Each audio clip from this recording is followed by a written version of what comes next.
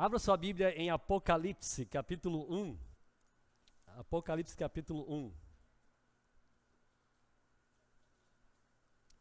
Nós estamos na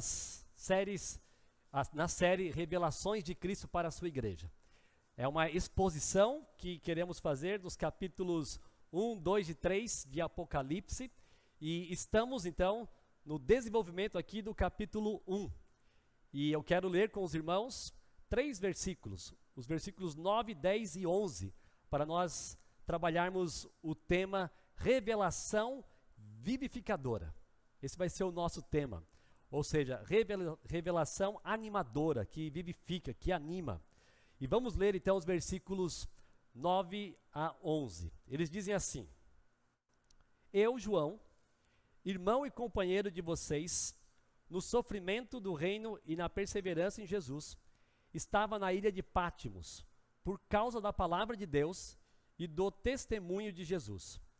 No dia do Senhor, achei-me no Espírito e ouvi por trás de mim uma voz forte, como de trombeta, e que dizia: escreva num livro o que você vê e envie a estas 7 igrejas: Éfeso, Esmirna, Pérgamo, Tiatira, Sardes, Filadélfia e Laodiceia.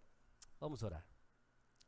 Senhor, obrigado, Pai, pela bênção de nós abrirmos aqui a Tua palavra e lembrar que o Senhor preservou a Tua vontade a nós de forma escrita e que hoje podemos entender o que o Senhor quer para as nossas vidas como igreja, como crentes, o que o Senhor quer de nós como pessoas que vivem aqui neste mundo. Obrigado, Senhor, que o Senhor seja adorado agora por meio do culto racional, por meio dos nossos pensamentos, por meio da nossa atenção, que nós nos entreguemos ao Senhor como Tu és digno, e que o Senhor fale aos nossos corações, nos animando, nos encorajando, nos corrigindo, e que o Senhor receba toda a honra e toda a glória. No nome de Jesus, amém. Revelação vivificadora, ou revelação animadora. Você já assistiu aqueles filmes de guerras, de batalhas, aonde normalmente aparece um líder ali na frente dos guerreiros e começa a fazer um discurso para animá-los? Já viu alguns filmes assim? Particularmente eu gosto de vários que tem isso. Eu acho bastante interessante ver as palavras de ânimo que alguém aparece ali para encorajar os seus guerreiros, que podem ou poderiam estar com medo, desanimados, mas eles aparecem e querem animá-los para uma batalha. Como, por exemplo, William Wallace, em Coração Valente. Olha, se você assistiu, você com certeza lembra de uma das palavras dele que foi: nós vamos lutar como homens livres, e vós sois homens livres. Talvez eles, ou seja, falando sobre os inimigos, queiram tirar nossa liberdade, mas jamais poderão tirar nossas vidas, mas não nossa liberdade. Eu quase vou para a guerra junto, né? Só de ouvir. Ou talvez de outros personagens, mas um outro que é bastante especial para mim e minha família é Aragorn. Aragorn, ele estava também em uma batalha, ali no filme que você talvez tenha visto, O Senhor dos Anéis, O Retorno do Rei. E ali, em um momento de poucas esperanças, ele olha para aqueles seus guerreiros e diz: eu vejo medo em seus corações, medo como o que existia no meu, mas agora nós temos que lembrar que ninguém pode tirar a nossa coragem. Talvez os homens um dia não tenham coragem, vão perder a coragem, mas esse dia não é hoje. Esse dia não é hoje. Hoje nós vamos lutar, e eu chamo vocês para que resistam. E aí o pessoal vai. Agora, por que eu estou citando isso? Porque de forma de ficção, de uma maneira literária, sempre aparece alguém com palavras que quer animar, encorajar pessoas para um determinado fim, para lidar com as dificuldades que eles têm. E sabe que a palavra de Deus, ela pode fazer muito, mas muito mais do que qualquer líder empolgado como estes, por mais que eles usem palavras ali bonitas e tão especiais. A palavra de Deus pode fazer muito mais para fazer com que eu e você, para fazer com que a igreja continue vivendo neste mundo, enfrentando as possíveis dificuldades que aqui existam. A palavra de Deus nos anima, ela nos vivifica, ela nos encoraja. É por isso que podemos pensar nessa noite a respeito dessa proposta. A revelação de Cristo, ela traz ânimo, ela vivifica os seus seguidores. E nesses 3 versículos que nós lemos hoje, nós podemos encontrar pelo menos 2 mensagens que encorajam, 2 mensagens que trazem ânimo para a igreja do Senhor Jesus, para os crentes. Lembre-se que Apocalipse foi escrito para pessoas que estavam enfrentando dias difíceis, de perseguições. Inclusive, João estava preso numa ilha chamada Ilha de Patmos, uma ilha de prisão, e ele estava lá. E as igrejas estavam sofrendo as perseguições do Império Romano. Os dias eram terríveis. Muitos crentes morrendo por causa da sua fé, outros sendo presos. E aí o que ele diz? Vocês devem lembrar da mensagem que tenho para vocês. Ele traz 2 mensagens. E eu quero refletir então com os irmãos nessa noite em 2 mensagens que nós encontramos no texto de Apocalipse 1, 9 a 11, que traz ânimo, que trazem ânimo para aqueles que são seguidores de Cristo. Qual é a primeira mensagem? A primeira mensagem é a mensagem do consolo. Veja novamente aqui o versículo 9. João diz assim: eu, João, irmão e companheiro de vocês no sofrimento, no reino e na perseverança em Jesus, estava na ilha de Patmos por causa da palavra de Deus e do testemunho de Jesus. Quais são as pessoas envolvidas aqui nessa conversa ou nessa comunicação? Primeiramente, nós sabemos que temos aqui João, mas também temos aqui os servos de Cristo, ou seja, os leitores, os destinatários deste livro de Apocalipse. Eles foram chamados de servos aqui nos primeiros versículos do capítulo 1, ou seja, aqueles que eram o público-alvo para ouvir essa mensagem. Então essas são as pessoas envolvidas aqui. Nós vemos aqui João, que enfaticamente ele diz, eu, João. Ele não cita nenhuma descrição a mais, ele não cita nenhuma explicação a mais. E por que isso? Bastava dizer João. E por quê? Porque ele era o único apóstolo vivo naquela época. Ele era a autoridade, então, máxima da igreja. O único apóstolo, o único que acompanhou os dias de Jesus, e agora todos os demais já tinham morrido, e só estava ele, já idoso, ainda ali, podendo ser um daqueles que assistiu toda a obra de Cristo, e foi testemunha dele, agora ele estava ali, como a autoridade. Ele era o único apóstolo vivo, o discípulo próximo de Cristo, um dos mais próximos, o discípulo que foi chamado de discípulo amado pelo Senhor Jesus. Ele era muito próximo do Senhor, mas não era necessário então aqui dar nenhuma outra descrição. Mas apesar de toda essa singularidade de João, ele não se apresenta desse jeito. Ele não diz, eu, o discípulo amado, eu, o mais próximo de Jesus, eu, o único vivo, eu, o único apóstolo. Ele não falou nada disso. Por quê? Porque ele se equiparou aos demais crentes. Ele estava dando uma mensagem de consolo, praticamente dizendo que dificuldades são comuns a qualquer tipo de seguidor de Cristo. Era comum para a igreja, era comum para ele. Não tinha uma categoria especial que impedisse que houvesse sofrimento. Ele andou com Jesus, ele foi o discípulo amado, mas ainda também estava passando por dificuldades. Ele estava sendo solidário com aqueles irmãos e expressando então uma mensagem de consolo. Nós vemos aqui também que havia um relacionamento especial entre eles. João trata então aqueles irmãos do passado como seus irmãos, como seus companheiros. Veja o versículo, eu, João, irmão e companheiro de vocês. Mais uma vez, um destaque aqui para essa igualdade no relacionamento de igreja. Aí nós já pegamos uma boa lição aqui. Como crentes no Senhor Jesus, como igreja, nós não podemos alimentar desigualdades entre nós. Somos todos iguais. Talvez tenhamos funções diferentes nesse corpo, mas somos todos iguais. E podemos enfatizar essa beleza da fraternidade, do amor fraterno, como nós cantamos aqui em algumas das músicas, simplesmente pela maneira de se referir ao outro. Podemos nos referir ao outro querido nosso como irmão, ou seja, uma expressão familiar, de carinho, de amor.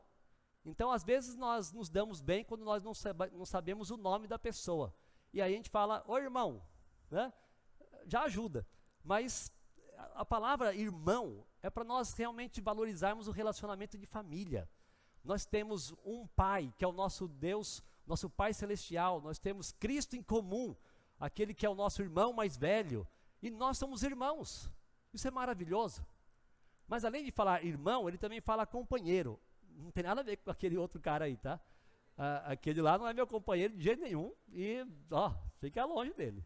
Eu não quero saber de companheiro. Esse aí não. Agora, tinha que falar, né, gente?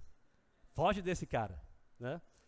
Agora, temos então aqui alguém que chama os seus irmãos em Cristo de companheiros, parceiros. Ele estava enfatizando também o relacionamento de ajuda, de prestatividade, de procurar ser bênção na vida do outro. Isso é ser companheiro. São marcas de uma igreja, relacionamento fraterno e de ajuda. Aqui também podemos lembrar de uma outra lição.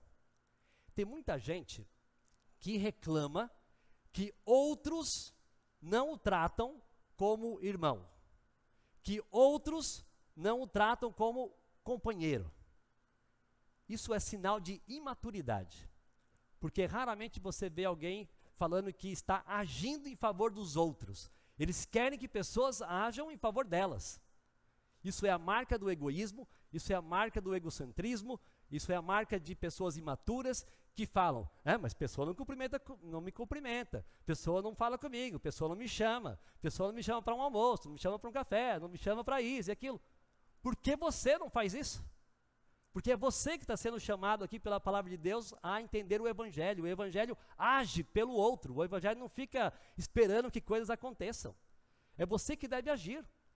Já falei várias vezes isso, repito, porque é algo muito importante. Esse negócio de ficar dizendo, não, mas ali tem uma panelinha, então não tenho como entrar. Vá até lá, tire a tampa, entre. E agora você vai abençoar o outro, sendo irmão, sendo companheiro. Para com isso. Todas as vezes que alguém fica choramingando que, eu não tenho amizade, as pessoas não se aproximam de mim, simplesmente estão dizendo assim, eu sou imaturo, sou infantil, só que não quer usar essas palavras, mas é isso que está comunicando. Seja próximo você, seja companheiro você, seja irmão você. Assim como João tomou a iniciativa. Irmãos, companheiros, e ele começou a falar com eles. É assim que temos que agir. Não ficar só esperando que alguém faça as coisas por nós. Mas é que eu vejo lá, a pessoa fica postando foto desse com aquele e tal. Ok, vai lá e fala, eu quero tirar foto com você na sua casa. Pronto, resolve isso, né? Não fica choramingando e pior, fofocando. Porque tem um grande problema que acaba com a fraternidade. Que ao invés de criar proximidade de pessoas, fica dividindo a igreja com contendas, com palavras de crítica a respeito de outros. Irmãos, não sejamos assim, isso não é ser crente. Isso não é ser seguidor de Cristo. Vamos entender aqui as palavras de João como um incentivo para nós. Devemos entender que João buscou relacionamento com a igreja. Nós devemos buscar relacionamento com os nossos irmãos. Não há lugar para isolamento no corpo de Cristo.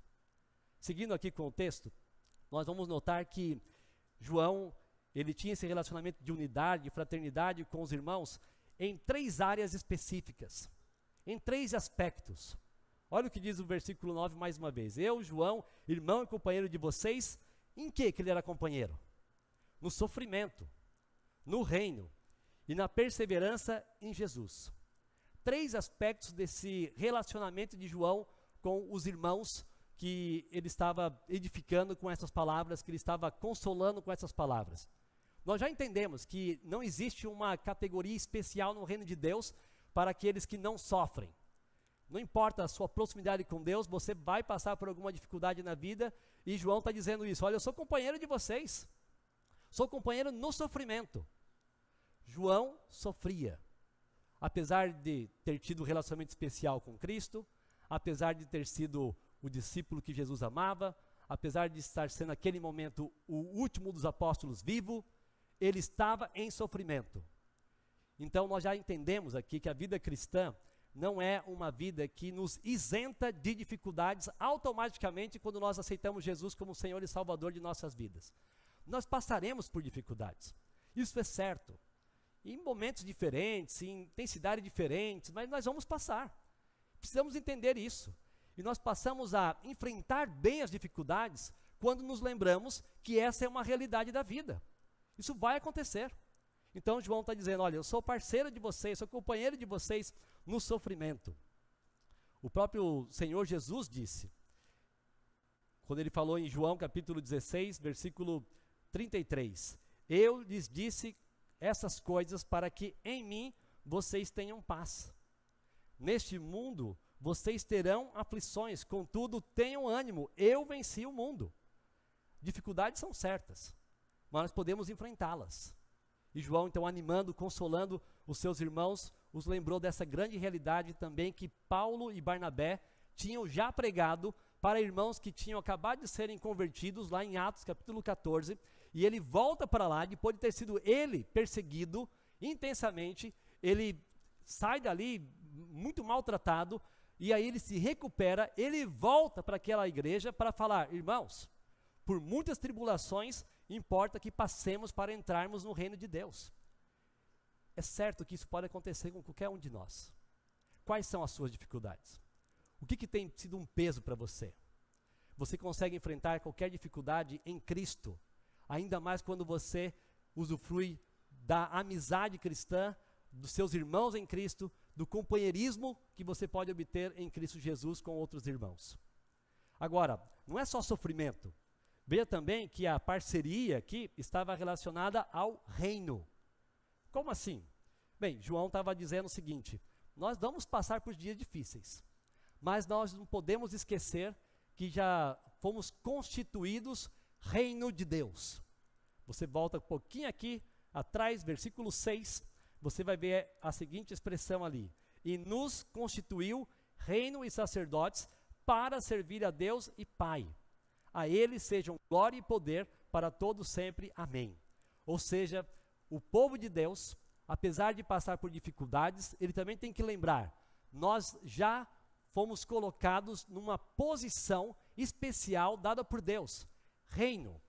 Nós agora participamos do reino de Deus, nós participamos do reino de Cristo, ele é o nosso rei, ele está governando todas as coisas, ele governa o mundo, ele governa nossas vidas. Nós vamos fazer parte de um reino por vir também, um reino especial que nós aguardamos, um reino triunfante que o livro de Apocalipse vai destacar bem, mais aí nos capítulos da frente.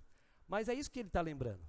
É quase dizendo o seguinte, irmãos, estou junto com vocês no sofrimento, mas também junto na certeza de que Deus está no controle de tudo e nós estaremos no reino dele. Então nossa vida não é só terrena. Nossa vida também é celestial e aguardamos os planos do Senhor. Agora, temos que ser perseverantes. E aí então destaca a terceira esfera aqui de companheirismo, que é a perseverança em Jesus. Ele diz que estamos juntos no sofrimento, no reino e na perseverança em Jesus. O que ele está dizendo então? Que em Cristo nós podemos suportar qualquer tipo de situação. Semelhante ao que disse o apóstolo Paulo. Olha, eu tenho pouco, mas eu sei passar pela escassez. Se eu tiver bastante também é bom.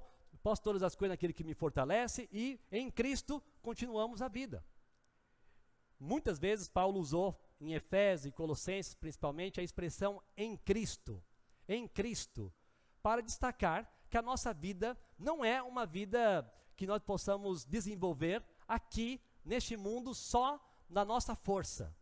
Nós precisamos de viver em Cristo e para Cristo. Nós devemos ter vida centrada em Cristo, fundamentada em Cristo. Devemos ser uma igreja sempre centrada em Cristo, porque assim nós teremos forças, condições de lidarmos com qualquer problema que essa vida possa nos trazer. E assim conseguimos superar. Mas precisamos ser perseverantes. Essa palavra perseverante, essa palavra perseverança, ela nos ajuda a entender o que Deus espera de nós. Por quê? Porque ela aponta para uma responsabilidade que devemos ter diante das dificuldades.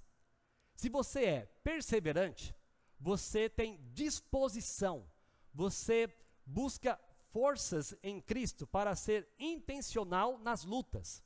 Ou seja, você não desanima, você não fica desencorajado, você não desvia da sua fé, você não perde o foco, você continua firme. Isso é perseverança. Perseverança não na nossa força, na nossa sabedoria, na nossa estratégia, mas em Jesus. Jesus é quem nos capacita. Irmãos, se fosse só por nós não conseguiríamos enfrentar nenhuma batalha dessa vida.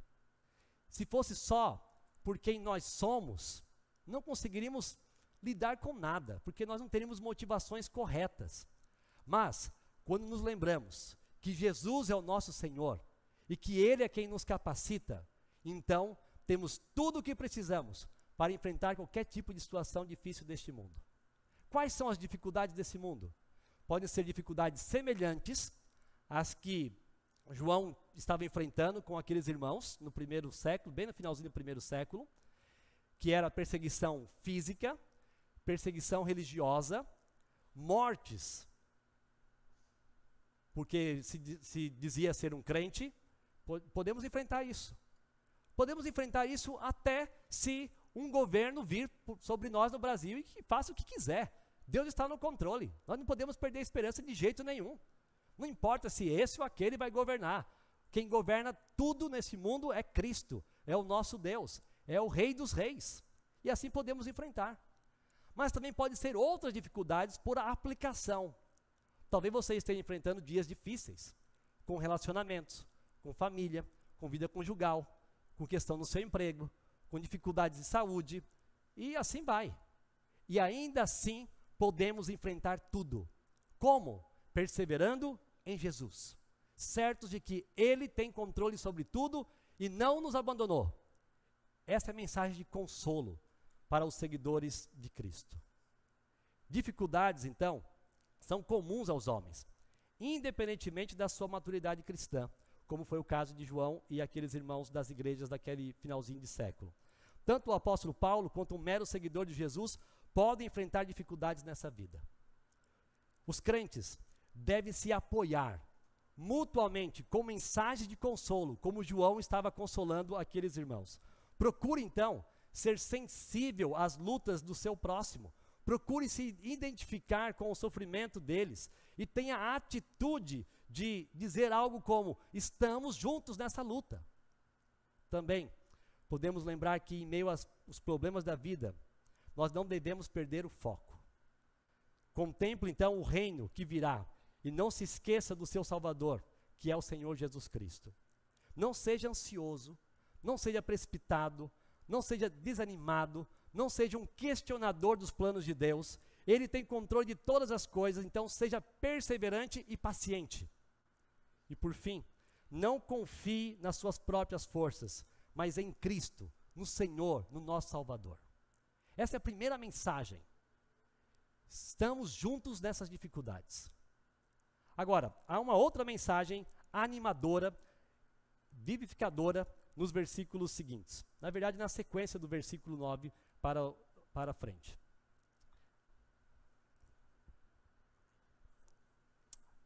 Mas desculpe, faltou um detalhe aqui. Aqui no versículo, ainda fala no versículo 9, quais são os motivos dessa perseguição que João estava enfrentando. Então veja comigo que ele estava na ilha de Patmos por causa da palavra de Deus e do testemunho de Jesus. Então, rapidamente, ele estava numa ilha prisão. Era uma ilha do mundo antigo ali, debaixo do Império Romano, onde se colocavam pessoas exiladas, os cativos, e ali ficavam presos. Por que que João estava lá? Ele poderia ter sido morto, mas não sabemos os detalhes. Talvez o governador provincial tenha tido misericórdia dele, clemência, devido à idade avançada, né? Então, vamos deixar ele ali para morrer. Talvez alguma coisa assim. Mas também não podemos nos esquecer que Deus estava no controle de tudo. Então Deus queria usar aquele homem, naquela época, naquela idade, e ninguém iria impedir que Deus usasse. É isso que temos que lembrar. Você pode ser útil no reino de Deus com qualquer idade. Isso é para animar os nossos queridos idosos, né? Hoje cedo falamos bastante sobre os idosos, né? A Natasha nos ajudou a pensar sobre isso e tudo. E essa semana eu vou mandar mensagem para um monte de vocês. Porque uma das coisas que foi dita foi, anime os nossos idosos, não é? Eu vou fazer uma lista aí para alguns irmãos. Se você receber a mensagem, é porque eu considero você um idoso querido, tá? Brincadeira, talvez eu não consiga mandar para tanta gente assim. Mas vamos lá. Mas ele estava na ilha de Patmos. Deus no controle. Deus guarda os seus como Ele quer em qualquer situação. Outros já haviam morrido, mas ele ainda estava vivo. Deus está no controle. Tiago foi um dos mortos lá, inicialmente, logo no início da era apostólica. E outros foram morrendo com o tempo. O apóstolo Paulo morreu por volta do ano 67 depois de Cristo, 68 no máximo. Mas João estava vivo. Deus tem os seus planos para cada um de nós. Patmos era uma pequena ilha que ficava ali próxima de Éfeso, cerca de 65 a 80 quilômetros de Éfeso. E aí então ele direciona a carta para Éfeso e as demais igrejas. Quais eram os motivos então? Por causa da palavra de Deus e por causa do testemunho de Jesus. Esses foram os motivos que levaram o apóstolo João a ser preso. Você pode imaginar? Por causa do quê? Por causa da palavra, ou seja, por causa da pregação, por causa da proclamação da palavra e também por conta do seu testemunho em Jesus. Possivelmente, até porque João não quis declarar César como Senhor, que era uma prática de imperadores, que se viam como deuses. E talvez por essa atitude de João, ele tenha sido preso, perseguido por conta disso. Você está pronto para enfrentar perseguições em nome de Jesus? Você está pronto a pregar a palavra em qualquer circunstância, apesar das possíveis dificuldades? Você está animado, encorajado para enfrentar até mesmo uma possível perseguição no seu emprego, escola, faculdade, por causa da sua fé? João nos dá um bom testemunho. Ele foi preso por causa da proclamação da palavra de Deus e seu testemunho em Jesus. E há tanta gente que tem vergonha de falar que é crente, nos ambientes que vive com toda a liberdade que nós temos. Irmão, se vier perseguição, se não vier perseguição, nós temos que continuar pregando a palavra e crendo no controle de Deus. Certos disso. O Evangelho não é uma mensagem para nós guardarmos.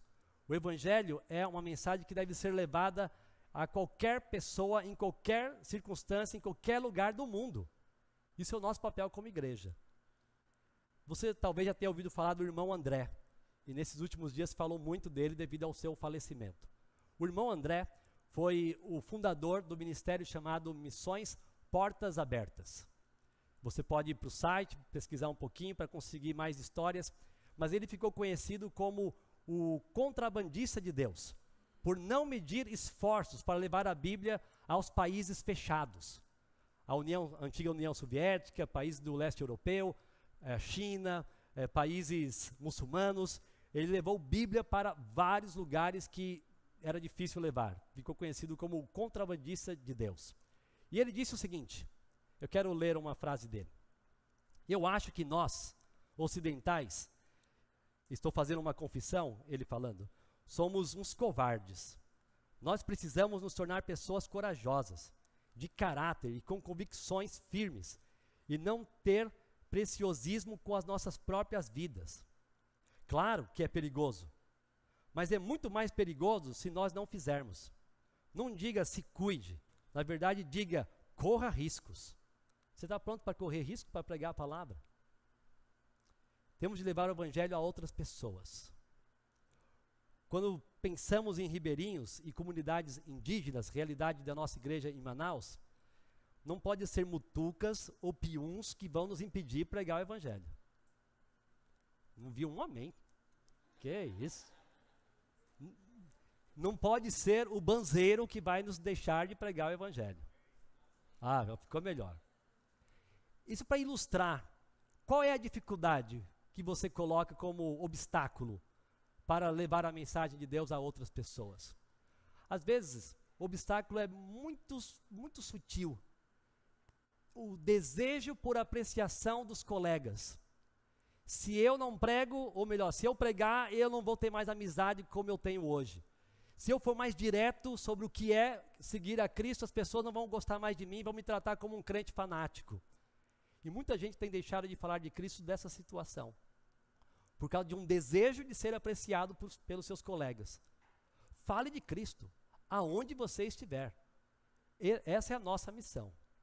Temos de levar o Evangelho em qualquer lugar, apesar das proibições governamentais que venham a existir ou que já existam. Como, por exemplo, recentemente, você talvez tenha visto notícias da Nicarágua.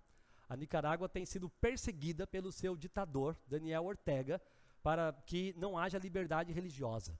Estamos falando de tempos agora. Estamos falando de dias recentes. Então isso existe. Aproveite a liberdade que você tem, pregue o Evangelho, mas também não tenha medo. Se vier qualquer tipo de proibição, continue fazendo o que você tem que fazer. Nós temos que ser igreja ousada, corajosa, lidando com as consequências por pregarmos a palavra e darmos testemunha de Jesus. Essa era a coragem de João. Essa deve ser também a nossa coragem. Agora sim, além da mensagem de consolo, temos uma mensagem de encorajamento. Vamos para o restante do texto. Versículos 10 e 11. A mensagem de encorajamento é que Deus se comunica com os seus seguidores. Deus fala com o seu povo. E aí então, nós vemos que o Senhor falou primeiro diretamente com o apóstolo. Veja mais uma vez aqui o versículo 10. No dia do Senhor, achei-me no Espírito e ouvi por trás de mim uma voz forte como de trombeta. Quando que aconteceu isso? No dia do Senhor. É uma expressão que é um pouco difícil de definir o que significa no dia do Senhor. Há pelo menos duas posições bem aceitáveis. E vou citá-las e as duas fazem sentido. Uma é entender o dia do Senhor como uma referência ao domingo, primeiro dia da semana, e nesse caso seria a primeira citação bíblica nesse sentido, de destacar o dia do Senhor como o domingo, como o dia da ressurreição de Cristo, que a igreja então estava lembrando, fazendo citação daquele dia especial para lembrar constantemente, semanalmente, do Senhor Jesus. Então, uma maneira simples de entender é que havia um dia separado para ser chamado dia do Senhor, apesar de todos os dias serem do Senhor. Possivelmente para fazer um contraste com o imperador, que exigia uma adoração mensal, de um dia. E aí talvez a igreja tenha se reunido e entendido, ao invés de adorar o imperador, nós vamos adorar o nosso Senhor. E vamos adorá-lo todos os dias, especialmente no domingo. É possível que seja uma referência ao dia do Senhor nesse sentido, como domingo. E aí a gente tem que saber também, entender que o nosso dia não é nosso, é do nosso Deus e devemos servi-lo, sempre. Mas uma outra possibilidade, e também muito possível, é entender o dia do Senhor como o início do tempo do juízo de Deus. O dia do Senhor como início do julgamento. E aí, esse pode ter sido um marco. Hoje, no dia do Senhor, como os profetas fizeram referência, como Ezequiel, como Daniel, agora estamos iniciando uma nova fase do juízo de Deus. E aí o livro de Apocalipse vai mostrar tudo aquilo que há de acontecer, algumas coisas que estamos certos de que o Senhor no controle fará com que assim seja. Enfim, o certo é que ele estava numa situação específica. E ele se achou no Espírito. Ou seja, ele estava em contemplação, em adoração. Ele estava em um relacionamento especial com Deus, conectado com Deus. Ele foi então inspirado profeticamente, assim como Deus levantou profetas no Antigo Testamento para falar por meio deles. Agora João também. Agora, Deus falou com o seu povo, especialmente por meio dos profetas e por meio dos apóstolos. Eles são chamados de fundamentos da igreja, profetas e apóstolos. Nem profetas, nem apóstolos, nesse sentido, existem mais nos dias de hoje. Porque eram pessoas que recebiam mensagens diretas de Deus. os profetas e os apóstolos, que compuseram o texto bíblico, a Bíblia que nós temos em mãos. Então Deus usou o apóstolo João. Agora, João ouviu aquela voz, que estava forte por trás dele, como uma voz de trombeta. Como que é uma voz de trombeta? Já parou para pensar um pouco nisso? Eu sei que às vezes quando a pessoa tem uma voz estridente, o pessoal fala que tem voz de taquara rachada e coisas assim, né? Aqui nós temos uma voz totalmente diferente. O como, a palavrinha como é repetida várias vezes no livro de Apocalipse, porque é um livro de símbolos. Não está dizendo que é uma trombeta, está dizendo que é um som semelhante de trombeta. Em que aspecto?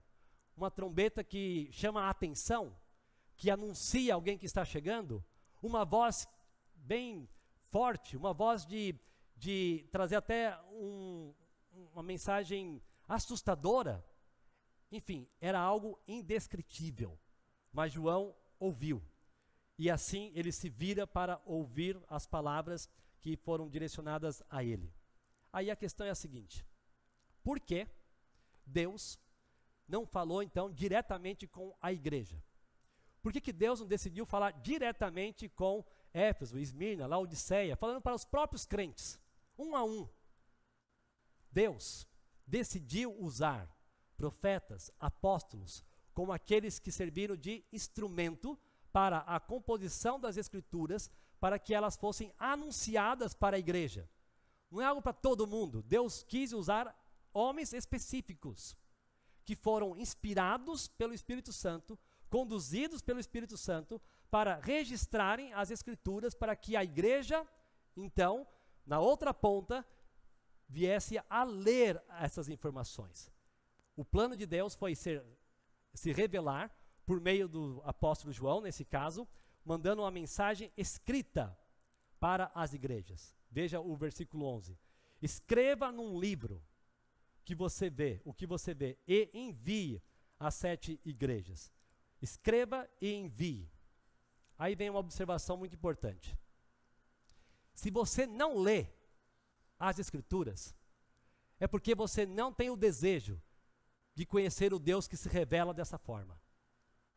Se você não lê as Escrituras, com qualquer tipo de desculpa que você queira levantar, na verdade o que você está mostrando é: eu não quero conhecer Deus. O que é absurdo. Deus decidiu se revelar dessa maneira, pelo texto escrito. Ele não decidiu outro meio. Ele decidiu assim. Então, se você quer conhecer a Deus, se você quer entender mais quem Ele é, quais são os seus planos, quem é Jesus, você precisa ler as Escrituras.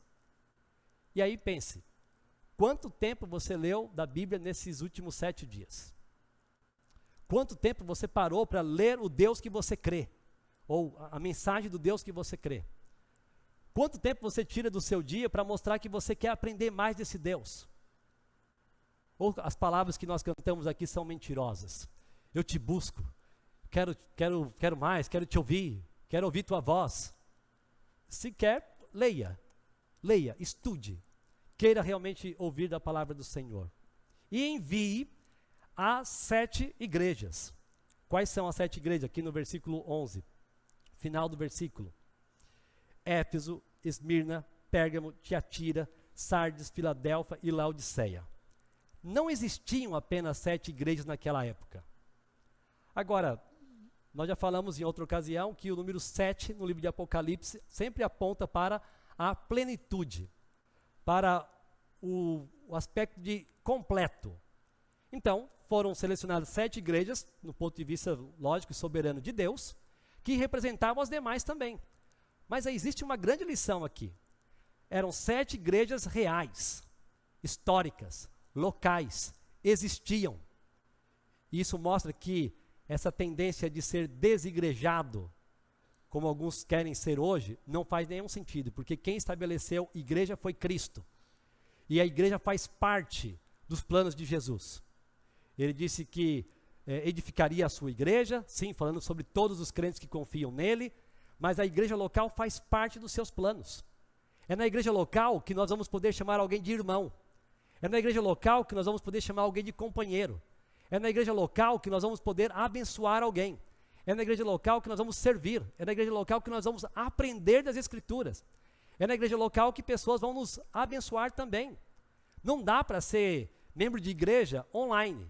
Não dá para ser membro de igreja aleatória. Cada domingo vai para um canto. Eu quero só um pouquinho da mensagem daquela igreja que é boa, mas eu quero a música daquela igreja que é melhor ainda. Eu gosto do lanche daquela outra, e eu gosto daquela que é mais perto de casa também por causa disso.